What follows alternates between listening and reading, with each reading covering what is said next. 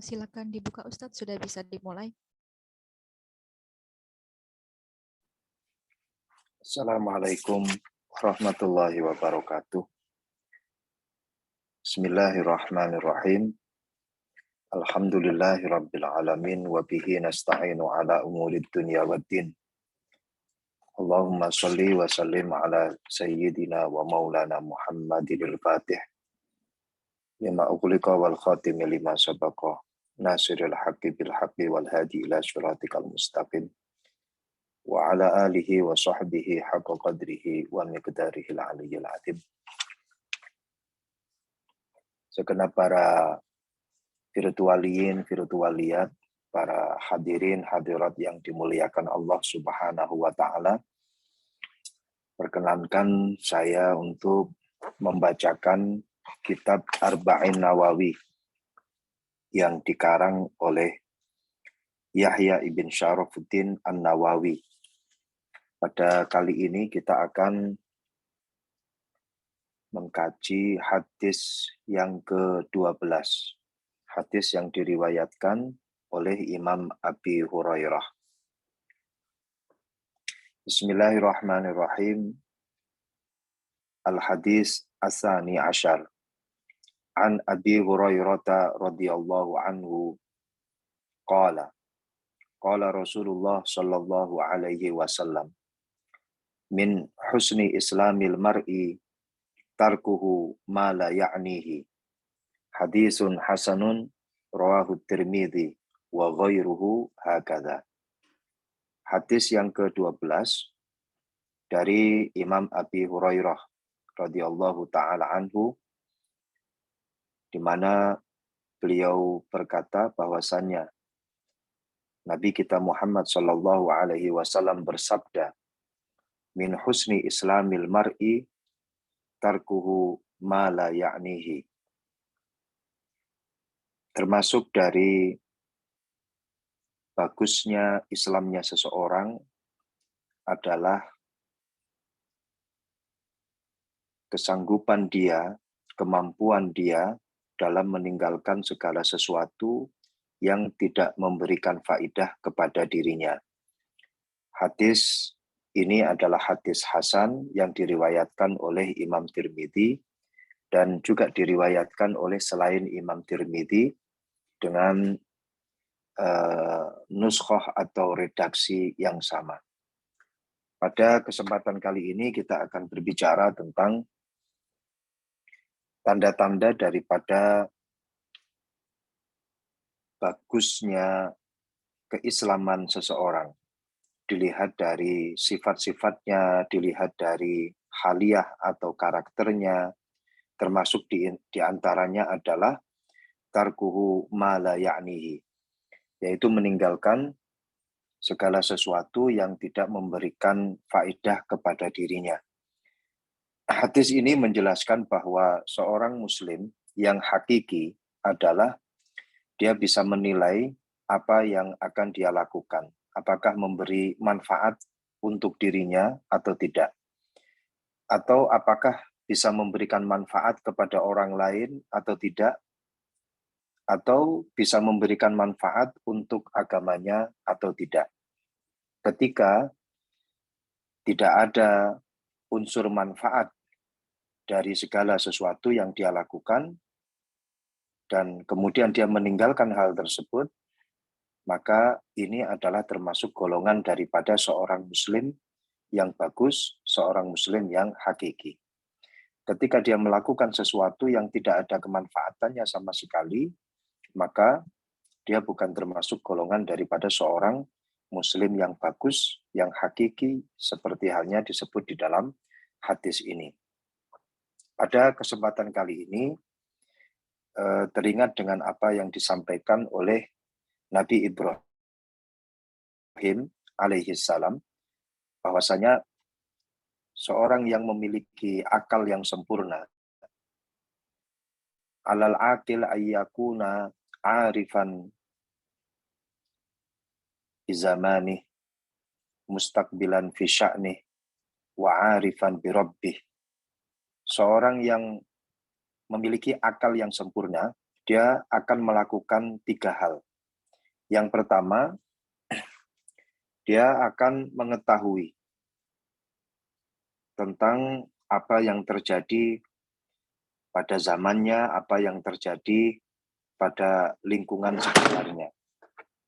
Seorang muslim yang hakiki, pasti dia akan melihat keadaan sekitar itu bagaimana, dan dia harus melakukan apa sesuai dengan apa-apa yang ada di sekitarnya, yang dibutuhkan itu apa, maka dia pasti akan melakukan hal tersebut untuk menunjang kemaslahatan bagi masyarakat sekitar. Selain itu, mustaqbilan fi sya'nih. Jadi apa yang dia lakukan itu sesuatu yang memiliki konsekuensi yang positif, memiliki konsekuensi kemaslahatan. Dalam artian, ada satu hal yang bersifat progresif dari hal-hal yang dia lakukan. Kemudian yang terakhir adalah arifan bi rabbih. Apapun yang dia lakukan, dia akan tetap berpegangan dengan ketakwaan dia kepada Allah Subhanahu wa Ta'ala. Jadi 3 hal itu, seorang muslim yang hakiki, seorang yang memiliki akal yang sempurna, yaitu yang pertama, arifan bi zamanihi, dia mengetahui zamannya, dia mengetahui perkembangan zamannya, sehingga kami teringat dengan apa yang disampaikan oleh Al-Imam Ibnu Hazm. Imam Ibnu Hazm ini adalah seorang alim allamah, beliau bermadzhab Hambali. Al-Imam Ibnu Hazm menghabiskan waktunya, menghabiskan umurnya, tiada lain hanya untuk membuka kitab, bermutolaah, bermudzakarah, bahkan sampai istrinya sendiri itu pun mengatakan bahwa suamiku Ibnu Hazm itu tidak pernah meninggalkan waktunya kecuali dengan membuka kitab, kecuali dengan belajar seumur hidupnya, semacam itu. Jadi Imam Ibnu Hazm pernah mengatakan begini, al-faqih al-haqiqi man yuzawwiju bainal haqqi wal waqi'. Seorang yang faqih, yaitu ahli fikih yang hakiki, yang betul-betul ahli fikih, adalah man yuzawwiju bainal haqqi wal waqi'.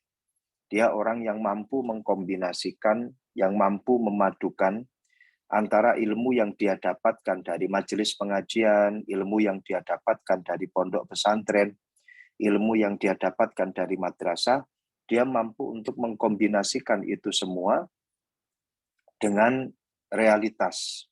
Dia mampu mengkombinasikan itu semua dengan permasalahan yang ada.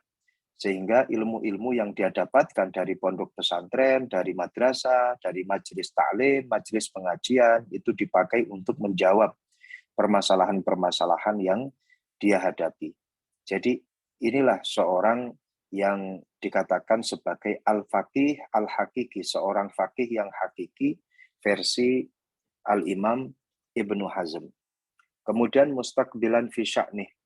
Jadi apa yang dia lakukan itu memiliki satu prospek ke depan, tidak hanya sekedar selesai di masa itu saja, manfaat dan kemaslahatannya tidak hanya sekedar dirasakan pada waktu itu saja, akan tetapi memiliki konsekuensi untuk masa-masa depannya.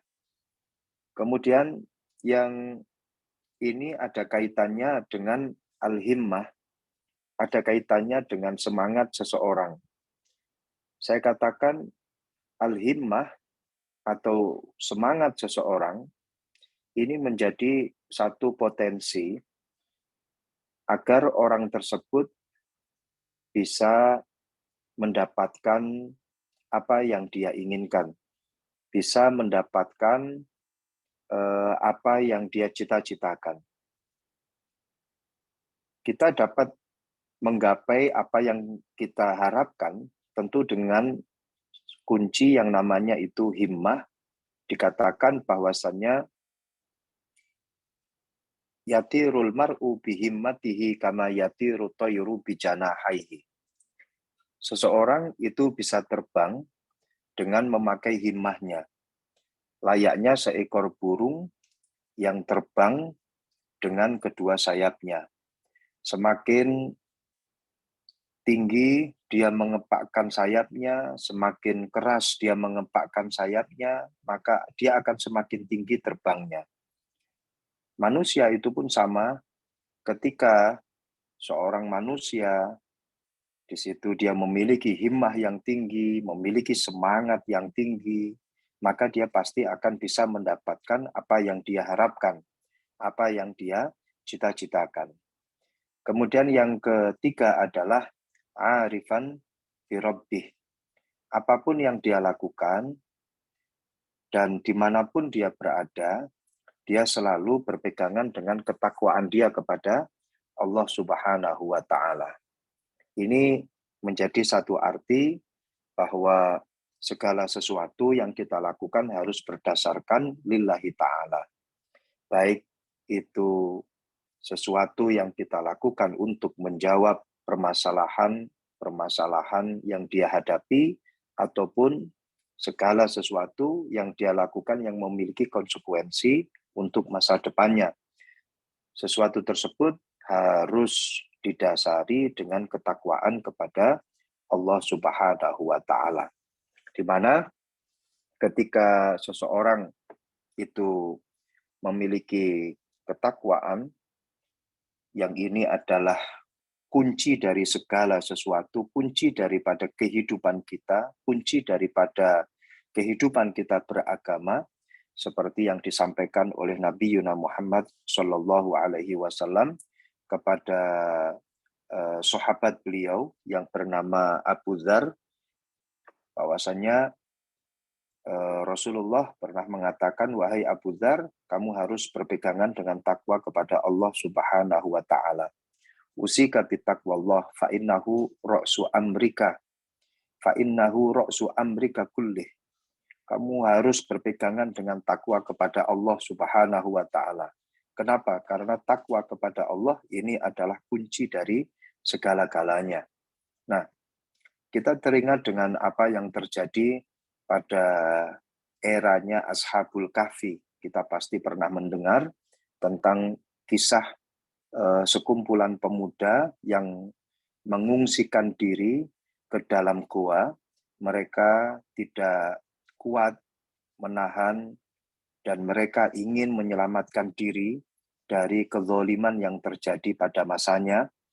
Akhirnya mereka bersama-sama bersepakat untuk mengungsikan diri, untuk menjauhi kezaliman-kezaliman dunia. Masuklah mereka ke dalam gua. Sampai di dalam gua, akhirnya mereka tertidur sampai pada ratusan tahun. Di situ Al-Quran menyebut bahwasanya mereka adalah hum fityatun amanu bi rabbihim wa zidnahum huda. Hum fityatun amanu bi rabbihim. Mereka adalah sekumpulan pemuda yang beriman kepada Allah Subhanahu wa Ta'ala. Dan wazidnahum huda. Dan Allah Subhanahu wa Ta'ala kemudian memberikan hidayah kepada mereka. Jadi ini bisa kita ambil satu kesimpulan bahwa ketika seseorang itu berpegangan dengan takwa kepada Allah, beriman kepada Allah, kemudian iman dan ketakwaannya itu dijadikan benteng untuk dirinya, ya, kemudian mereka menjauhi kemaksiatan, mereka menjauhi segala bentuk kezaliman, mereka tetap berpegangan dengan jalur yang telah ditetapkan oleh Nabi Yuna Muhammad Shallallahu Alaihi Wasallam, maka yang akan terjadi adalah wazidnahum huda. Allah akan memberikan hidayah kepada orang tersebut. Maka dari itu, mari kita selalu bertakwa kepada Allah, selalu berpegang teguh dengan keimanan kita, dan tentunya menjauhi segala larangan, kemaksiatan, kezaliman. Maka dengan demikian kita akan senantiasa mendapatkan hidayah dari Allah Subhanahu wa Ta'ala. Dan yang berikutnya terkait tentang tarkuhu ma la ya'nihi. Di situ dikatakan bahwa termasuk bagian daripada bagusnya Islam seseorang adalah dia meninggalkan segala sesuatu yang tidak bermanfaat baginya. Jadi begini, ketika kita ini menjadi seorang Muslim, maka di situ dikatakan bahwa al-Islam man salimal insan min lisanih wa min yadihi. Dalam satu riwayat dikatakan bahwa al-Islam man salimal muslimu biyadi walisane. Satu riwayat lagi mengatakan bahwa al-Islam man salimal insanu biyadi walisane. Ya, ini au kama qala Rasulullah Shallallahu Alaihi Wasallam, yang artinya adalah Islam yang sebenarnya adalah ketika Islam itu berada pada satu daerah. Dalam hal ini yang menjadi manifestasinya adalah seorang Muslim. Ketika seorang Muslim itu berada pada satu daerah, maka akan dirasakan satu garansi untuk masyarakat yang ada di sekitarnya. Di mana masyarakat yang ada di sekitarnya itu akan merasa aman, akan merasa selamat, akan merasa sentosa dan sejahtera, ya. Dari min lisanihi wa min yadih, bilisanihi wa biyadih. Dari omongan-omongannya itu bisa membuat tentram manusia yang ada di sekitarnya.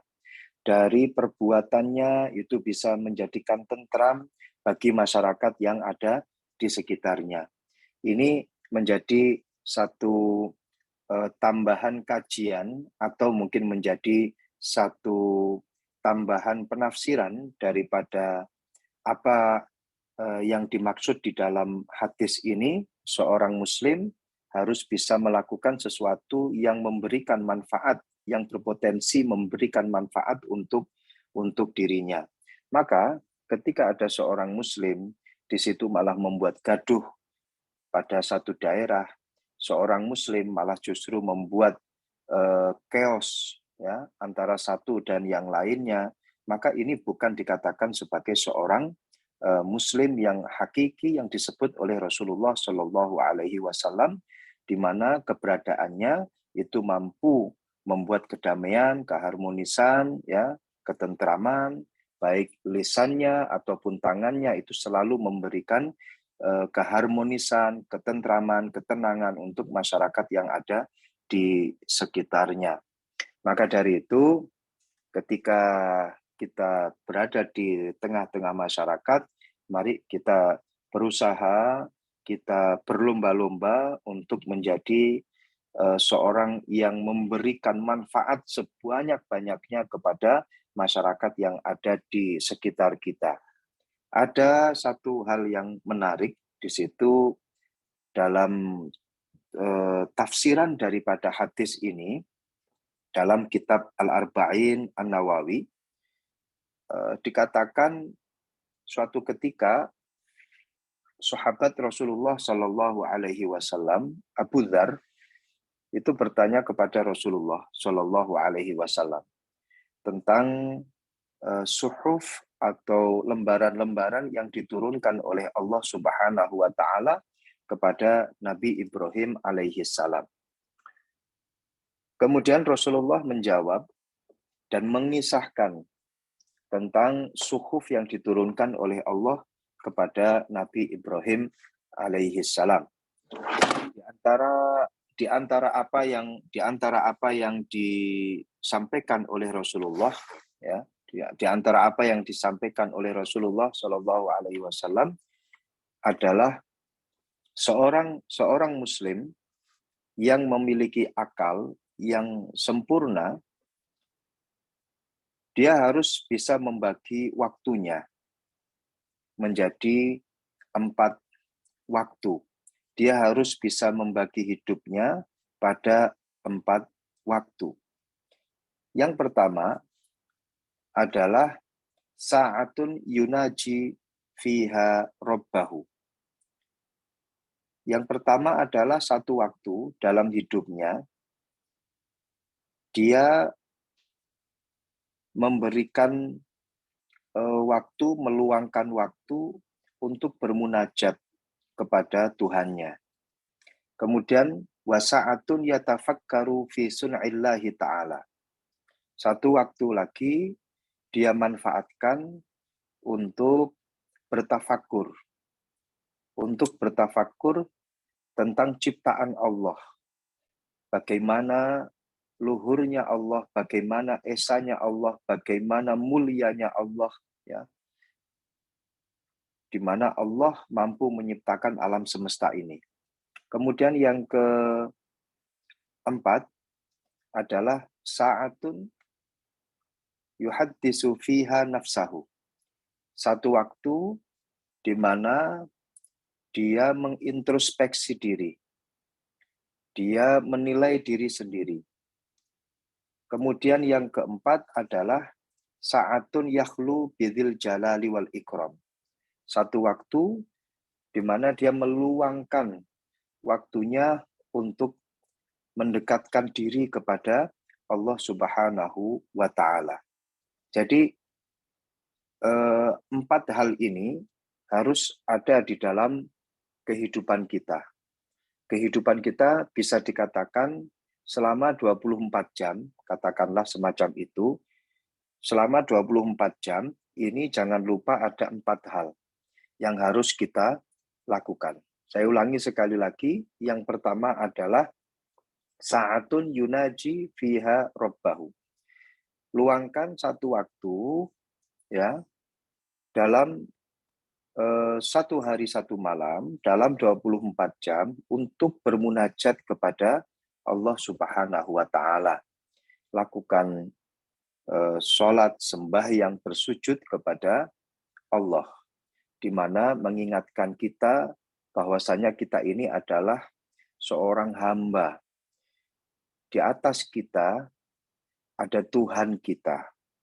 Kita ini diciptakan oleh Tuhan kita. Kita harus ingat itu. Kita sebagai seorang hamba yang tentunya memiliki kewajiban untuk berbakti kepada Tuannya. Dan Tuhan kita yang mulia adalah Allah Subhanahu wa Ta'ala yang menciptakan kita. Sehingga sudah menjadi satu kewajiban. Allah di sini menciptakan kita semuanya, menciptakan bangsa jin, ya. Semuanya ini tiada lain tujuannya adalah untuk menyembah kepada Allah Subhanahu wa Ta'ala. Wa ma khalaqtul jinna wal insa illa liya'budun. Kita memiliki kewajiban sebagai seorang hamba untuk bermunajat kepada Allah. Maka dari itu, dalam satu hari satu malam, jangan sampai terlepas, jangan sampai terputus, ya, untuk beribadah kepada Allah, untuk bermunajat kepada Allah. Kemudian yang kedua adalah sa'atun yatafakkaru fi sun'illahi ta'ala, yaitu satu waktu, tolong luangkan untuk bertafakkur tentang sun'illah, tentang makhluknya Allah, tentang Allah perbuat ini semuanya menjadi bukti akan kesucian Allah, akan keagungan Allah, akan kemahaesaan Allah, ya. Kita harus meluangkan waktu itu dalam satu hari satu malam. Jangan terus kemudian akal kita ini dikosongkan tanpa ada unsur tafakur sama sekali. Dalam 24 jam tidak ada waktu untuk memikirkan tentang bagaimana keesaan Allah, bagaimana tentang kesucian Allah. Ingat, Sayyidina Ali karramallahu wajhah di sini mengingatkan kepada kita bahwasanya yang namanya tafakur ini adalah satu bentuk ibadah yang sangat-sangat mulia. Salah satu ibadah yang betul-betul dahsyat. Sehingga ada satu makalah disampaikan bahwa yang namanya tafakkur sa'ah khairun min ibadatin sanah. Tafakkur sa'ah, berpikir 1 jam atau berpikir dalam waktu yang sebentar. Itu lebih bagus bila dibandingkan dengan beribadah tapi tidak ada tafakkur di dalamnya. Beribadah akan tetapi tidak ada bertafakkur tentang keesaan Allah, sehingga dia hanya beribadah sekedar menunaikan kewajibannya saja. Dia yang penting ruku, sujud, salam, selesai sudah tidak ada unsur tafakkur sama sekali. Lebih-lebih ketika dia beribadah tapi sambil bengong, sambil memikirkan hal-hal yang lain, ya. Di sini bila dibandingkan dengan tafakkur, jauh sekali. Artinya jauh bagaimana tafakkur yang sebentar itu lebih mulia, lebih bagus bila dibandingkan dengan ibadah selama 1 tahun yang di dalamnya tidak ada unsur tafakkur sama sekali. Jadi bertafakkurlah, luangkanlah waktu untuk tafakkur dalam 1 hari 1 malam. Niscaya itu nanti akan menjadikan keyakinan kita lebih mantap, ya, menjadikan ibadah kita lebih khusyuk, ya, menjadikan amal-amal kita ini lebih diridhoi, ya, diterima oleh Allah Subhanahu wa taala. Kemudian yang ketiga adalah sa'atun yuhaddisu fiha nafsahu. Satu waktu di mana dia melihat dirinya, artinya mengintrospeksi dirinya. Ya. Dalam 1 hari 1 malam, luangkan waktu untuk melihat diri kalian sendiri. Ingat bahwa kelak nanti di akhirat, kita akan dihisab oleh Allah Subhanahu wa taala. Maka dari itu, hasibu anfusakum qabla an tuhasabu. Hisablah diri kalian sebelum kalian dihisab oleh Allah Subhanahu wa taala. Artinya introspeksilah terlebih dahulu. Sebelum kita masuk pada era yang tidak ada kesempatan lagi kita untuk mengintrospeksi diri dan memperbaiki diri. Yaitu ketika kita sudah masuk di liang lahat, ketika kita sudah masuk di zaman akhirat. Na'udzubillah min dzalik, kita tidak punya waktu untuk bermuhasabah, berintrospeksi pada diri kita. Na'udzubillah min dzalik. Maka dari itu, yang namanya muhasabah, yang namanya introspeksi diri, ini menjadi satu hal yang penting sekali. Maka dari itu, saya katakan lagi, hasibu anfusakum qabla an tuhasabu. Hisablah diri kalian terlebih dahulu sebelum kalian dihisab oleh Allah Subhanahu wa taala. Memang pada kenyataannya manusia itu lebih cenderung suka untuk menghisab teman-temannya. Manusia lebih suka untuk menghisab orang lain daripada dirinya sendiri. Saya katakan, ketika kita ini disibukkan dengan menghisab diri kita, maka kita ini adalah termasuk golongan orang-orang yang beruntung. Dan sebaliknya, orang yang selalu menghisab orang lain dan dia lupa dengan menghisab dirinya sendiri, maka dia ini masuk dalam golongan orang-orang yang merugi. Dikatakan bahwa tuba liman syaghalahu aibuhu an uyubin nas. Artinya sangat beruntung bagi orang yang disibukkan pada aibnya sendiri, disibukkan untuk menghisab aibnya sendiri, daripada dia sibuk menghisab aibnya orang lain. Jadi, lihatlah diri kalian terlebih dahulu sebelum kalian melihat orang lain. hisablah diri kalian terlebih dahulu, dan itu menjadi satu tanda bahwa kalian, kita semuanya ketika mendahulukan diri kita untuk dihisab, kita termasuk orang-orang yang beruntung. Dan mohon kedepankan untuk selalu melihat kebaikan orang terlebih dahulu. Jangan mudah untuk menjustifikasi orang.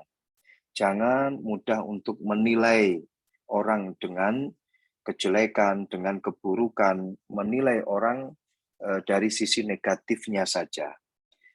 Ketika kita menilai orang dan selalu mengedepankan keindahan pada orang tersebut, selalu mencari keindahan orang lain, bukan sebaliknya, mencari keburukan, kejelekan orang lain. Tidak. Man ra'a ghairahu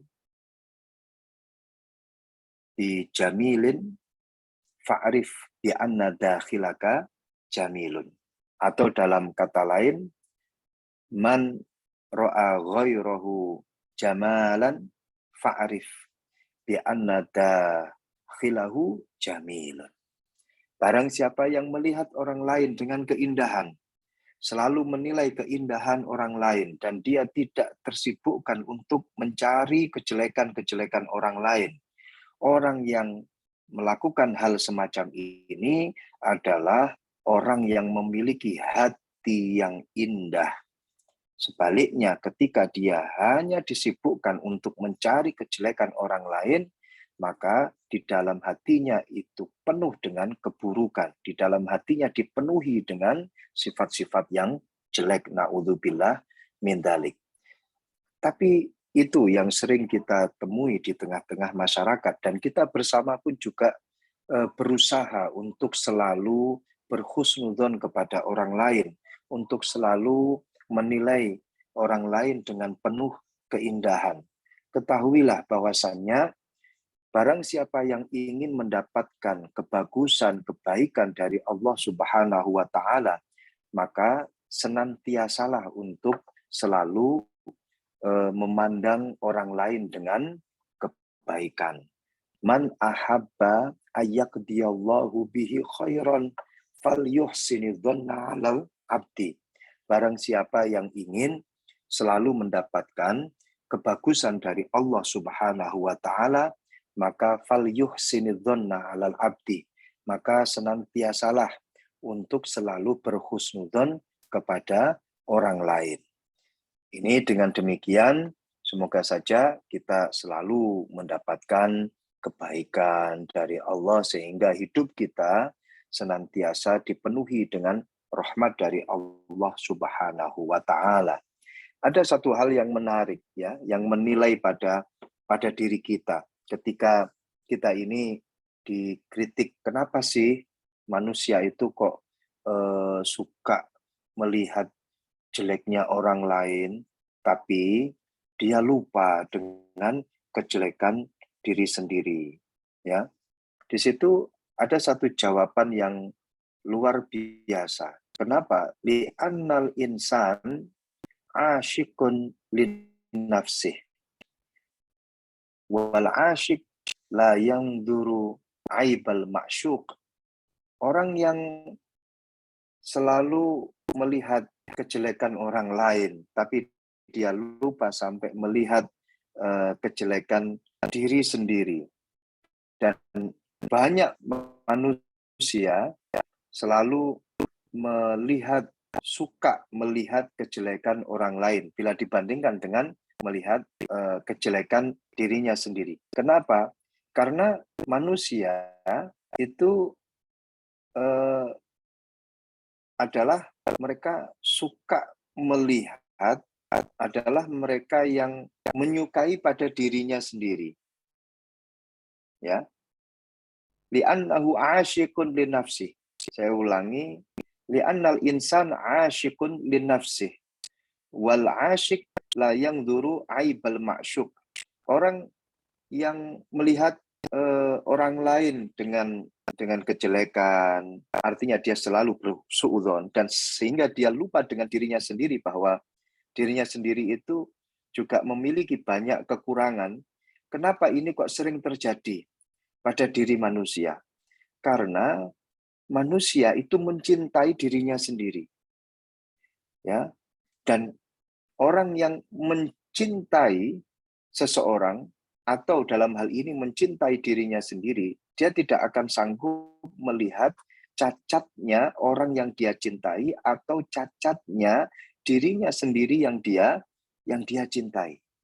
Jadi cinta itu bisa menutup segalanya. Katanya itu love is blind. Katanya itu cinta itu buta, ya. Katanya cinta itu penuh dengan kegilaan. Dengan hal ini, ketika dia ditutup dengan rasa cinta kepada dirinya sendiri, maka dia tidak akan mampu untuk melihat aib atau cacatnya dirinya sendiri. Ya, layang dulu aibal ma'syuk. Maka dari itu, cinta pada diri kita, oke, bagus. Tapi dalam satu waktu kita harus sportif. Kita harus sportif bagaimana introspeksi diri harus kita lakukan. Jangan melulu orang lain yang selalu disalahkan, ya, dirinya sendiri tidak pernah disalahkan. Malah justru yang baik adalah sebaliknya, ya, yang harus dilakukan adalah sebaliknya, hasibu anfusakum qabla an tuhasabu. Hisablah diri kalian terlebih dahulu sebelum kalian menghisab, sebelum kalian dihisab oleh Allah Subhanahu wa taala kelak nanti di akhirat. Kemudian yang ke berapa ini? Yang keempat, ya. Yang keempat, wasaatun yakhlu bidzil jalali wal ikram. Satu waktu yang harus kita luangkan. Yang harus kita luangkan untuk menyendiri. Untuk menyendiri, mendekatkan diri kepada Allah Subhanahu wa taala, ya. Ini berbeda dengan yang pertama tadi. Kalau yang pertama tadi tentang apa namanya? Yang pertama tadi tentang munajat, ya, yang sudah menjadi satu kewajiban kita, rutinitas kita sehari-hari. Kemudian yang keempat ini adalah saatun yakhlu bidzil jalali wal ikram, di mana dia menyendiri, mendekatkan diri kepada Allah, ya. Dia melakukan qiyamul lail, dia mendekatkan diri kepada Allah, ya. Dia menangis akan segala kesalahan yang telah dia lakukan.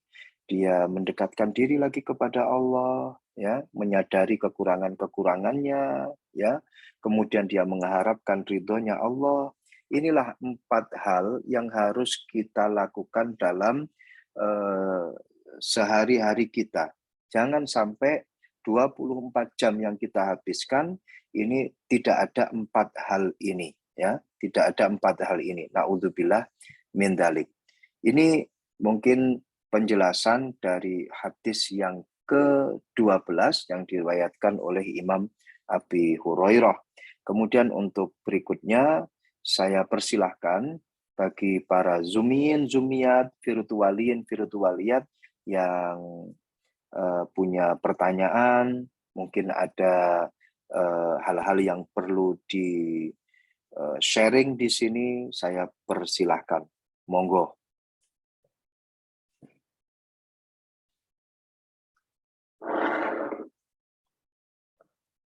Ya, dari chat ini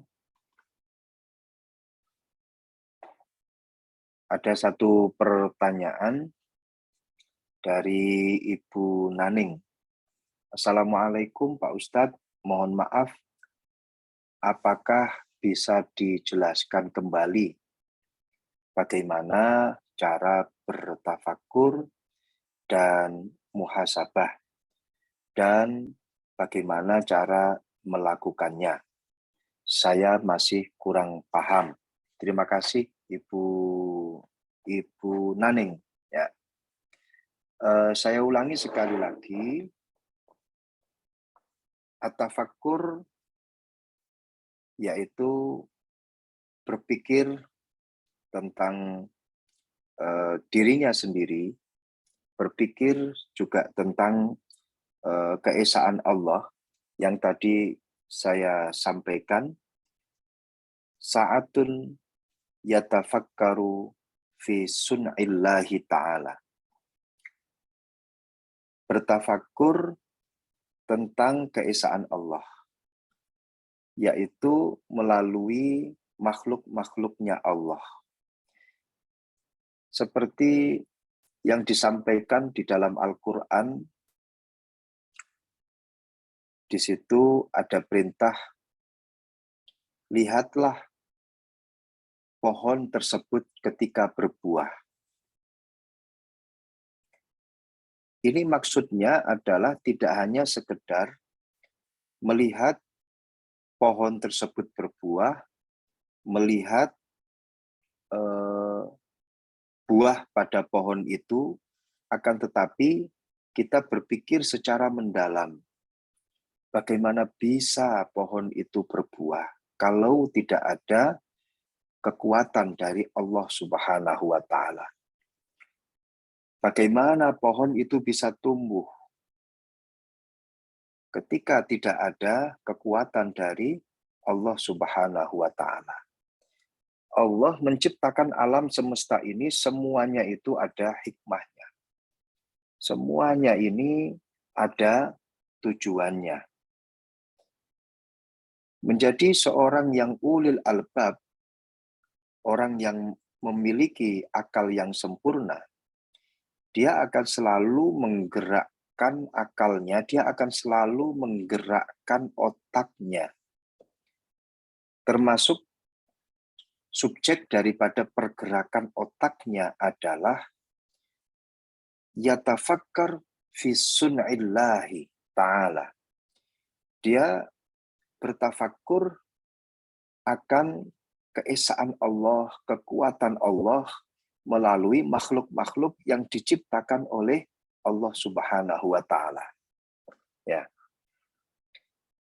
Ketika kita melihat bintang-bintang yang ada di langit, ketika kita melihat bulan yang ada di langit, kemudian terbersit di dalam hati kita, Masya Allah, Subhanallah, begitu luar biasanya Allah, begitu hebatnya Allah. Ya, hal semacam ini menjadi satu wujud di mana kita ini bertafakur akan kehebatan Allah Subhanahu wa Ta'ala. Ya. Kemudian yang kedua, pertanyaan dari Ibu Naning adalah muhasabah.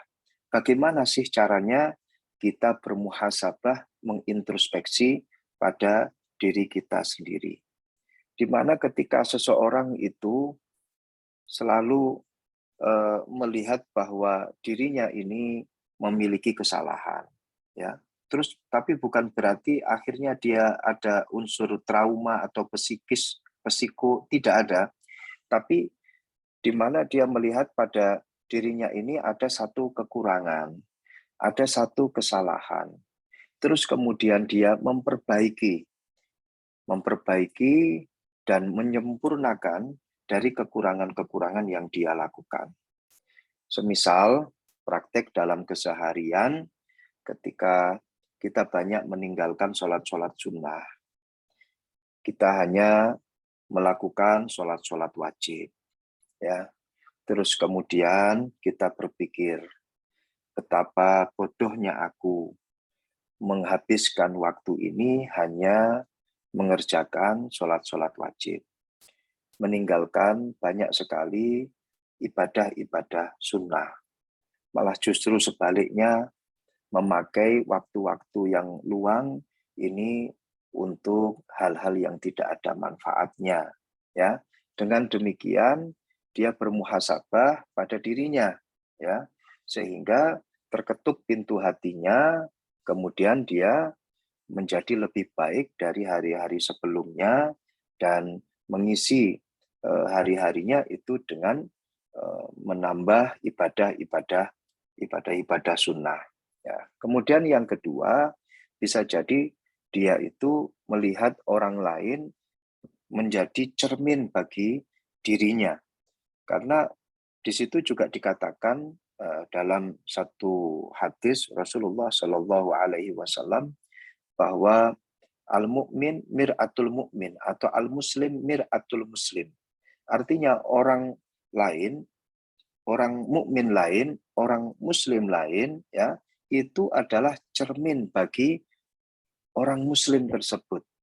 Ya, jadi ketika kita ini melihat orang lain dengan keindahan, terus kemudian dia melihat pada dirinya ini ada yang kurang, akhirnya dia berfastabiqul khairat, dia berlomba-lomba untuk menjadi lebih baik dan lebih baik. Dalam praktek keseharian, ya, kita terkadang melihat orang lain seakan-akan itu hidupnya itu lebih tenang, seakan-akan hidupnya itu lebih istiqomah dalam beribadah. Orang lain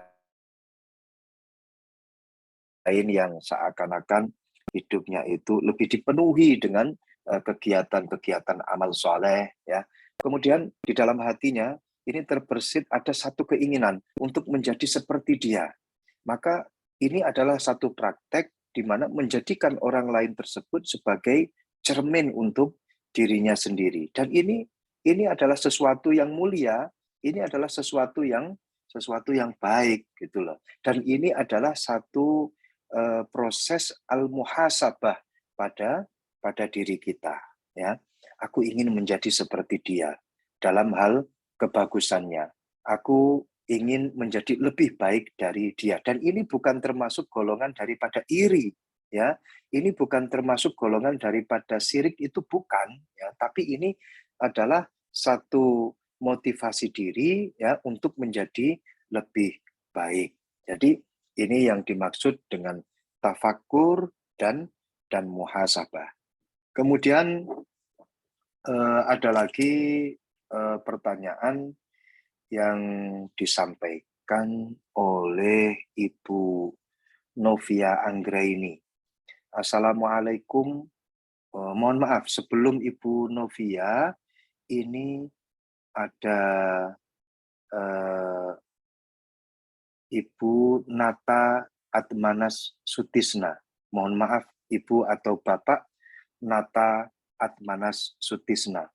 Satu, saatun yunaji fiha robbahu, satu waktu di mana kita bermunajat kepada Allah. Dua, saatun yatafakkaru fi sunnaillahi ta'ala.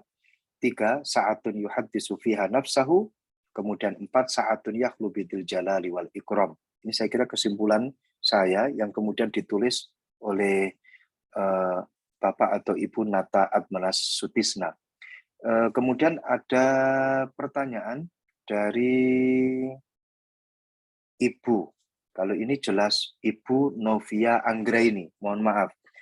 Apakah dengan mempelajari ilmu terkait dengan alam semesta, ciptaan Allah, juga termasuk bertafakur tentang ciptaan Allah?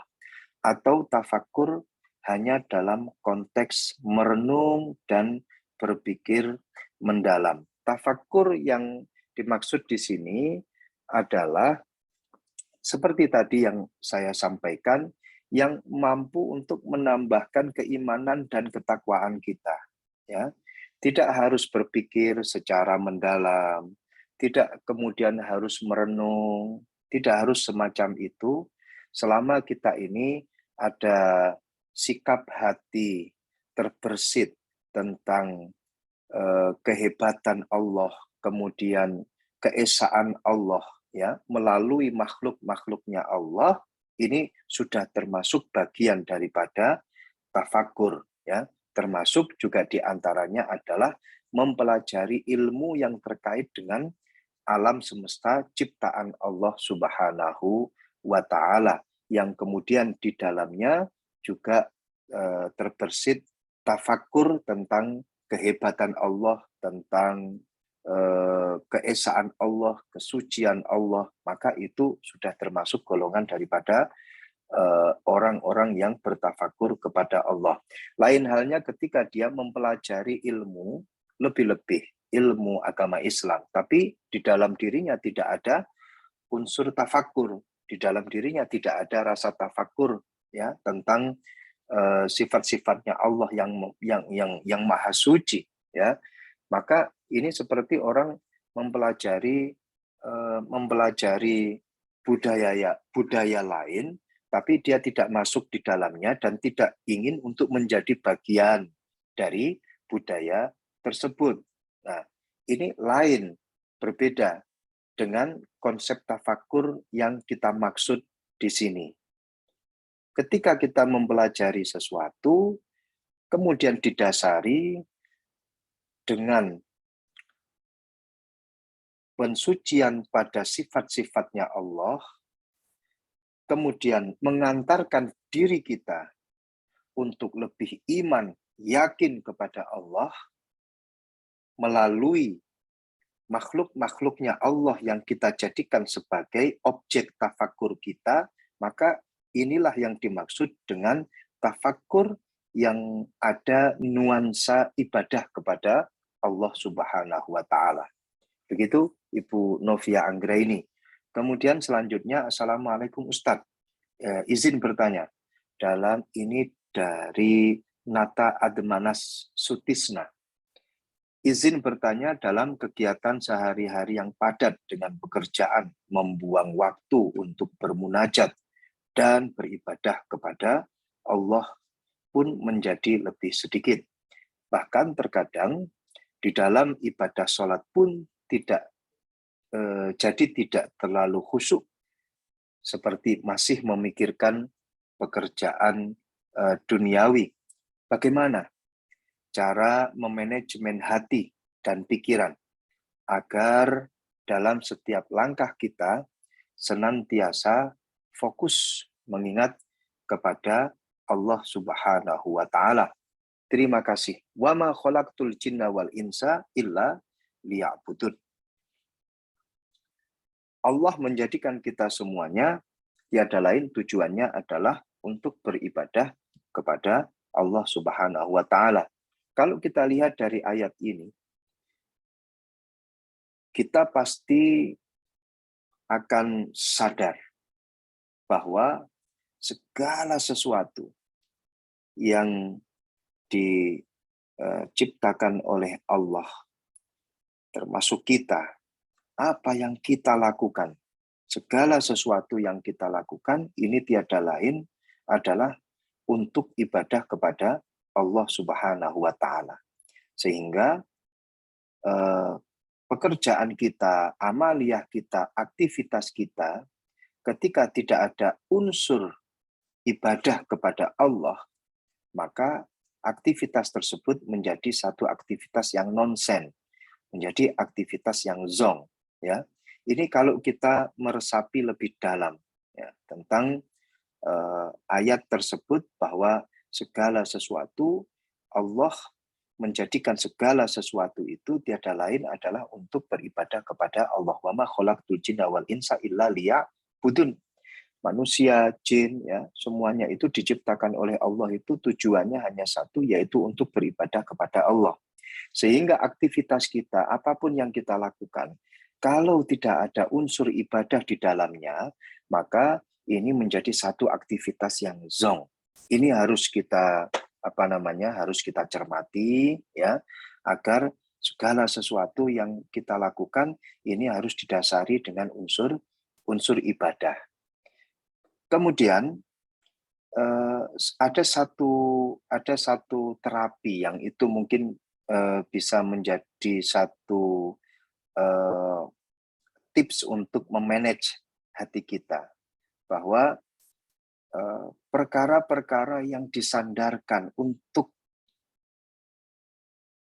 ibadah kepada Allah atau menjadi satu piranti untuk beribadah kepada Allah, walaupun toh perkara tersebut adalah perkara duniawi, ya, yang hukumnya mubah, maka ini bisa menjadi bentuk ibadah. Ya, ini menjadi satu tips mungkin untuk aktivitas kita yang tampak secara lahiriah itu seperti aktivitas duniawiyah, tapi itu bisa kita jadikan sebagai bentuk ibadah. Jadi perkara-perkara duniawiyah yang sifatnya itu adalah mubah, ketika kita memberikan niat ibadah di dalamnya dan kita lakukan untuk kemaslahatan ibadah kita, maka perkara yang mubah tersebut menjadi hal yang bernuansa ibadah. Saya ambil contoh, seperti tidur. Tidur itu adalah permasalahan manusiawi, ya, dan hukumnya adalah mubah. Tapi lain halnya ketika kalian tidur, akan tetapi diniati saya tidur untuk istirahat agar saya nanti ibadahnya bisa lebih kuat. Atau kalian kerja, yang namanya beraktivitas di kantor, ya, itu seakan-akan menjadi satu pekerjaan duniawiyah ansih, tidak ada unsur ibadahnya. Maka lain halnya kalau ketika kita beraktivitas, bekerja, dan di dalam hati kita ini terbersit satu niatan, aku bekerja untuk menafkahi keluargaku. Aku bekerja ya untuk menabung, kelak nanti akan aku jadikan mahar, semisal ketika aku akan menikah. Aku bekerja untuk menabung, kelak nanti ketika aku berkeluarga, aku akan bisa memberikan nafkah ya keluargaku. Ini akhirnya menjadi unsur ibadah di dalamnya. Pekerjaan duniawiyah, akan tetapi di dalamnya itu terbersit niatan-niatan ibadah, maka aktivitas tersebut menjadi aktivitas yang bernuansa ibadah. Jadi jangan dianggap aktivitas yang duniawiyah itu selamanya tidak ada unsur ibadahnya sama sekali. Tidak seperti itu, ya.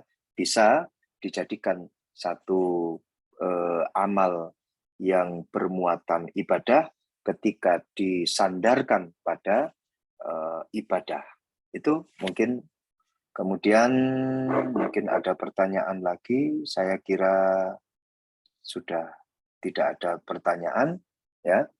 Terima kasih atas segala kesempatan yang diberikan kepada saya sehingga kita bisa bersilaturahmi dalam acara ini, dan semoga kita mendapatkan ilmu yang manfaat, ilmu yang maslahah, keberkahan dari kajian ini. Dan terima kasih.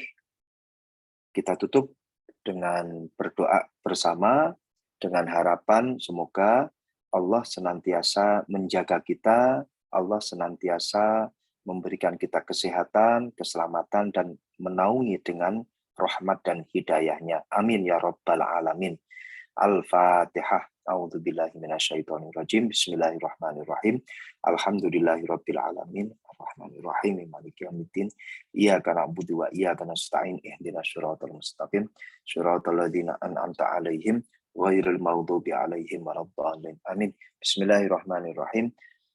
Alhamdulillahirabbil alamin. Allahumma shalli wa sallim ala sayyidina wa maulana Muhammadinil Fatih lima ughliqa wal khatim lima sabaqa. Nasiril haqqi bil haqqi wal hadi ila siratikal mustaqim wa ala alihi wa sahbihi haqqa qadrihi wa miqdarihil aliyyil azim. Allahumma aftah alaina hikmataka wanshur alaina rahmataka ya dzal jalali wal ikram. Allahumma aftah alaina qulubana futuhal arifin. Allahumma rzuqna ilman nafi'an wa rizqan wasi'an wa auladan sholihin wa sholihat wa sihatan wa afiatan fil jismi wal jasad. Allahumma ja'al jam'ana hada jam'an mardiyah, jam'an mubaraka, wa tafarruqana min ba'dihi tafarruqan ma'suman marhuma. Rabbana atina fid dunya hasanah wa fil akhirati hasanah wa qina adzabannar. Wa sallallahu ala sayyidina wa maulana Muhammad wa ala alihi wa sahbihi wa sallam. Walhamdulillahi rabbil alamin. Terima kasih, kurang lebihnya mohon maaf. Wal-'afwu minkum. Assalamualaikum warahmatullahi wabarakatuh. Waalaikumsalam. Terima kasih Ustaz Reza.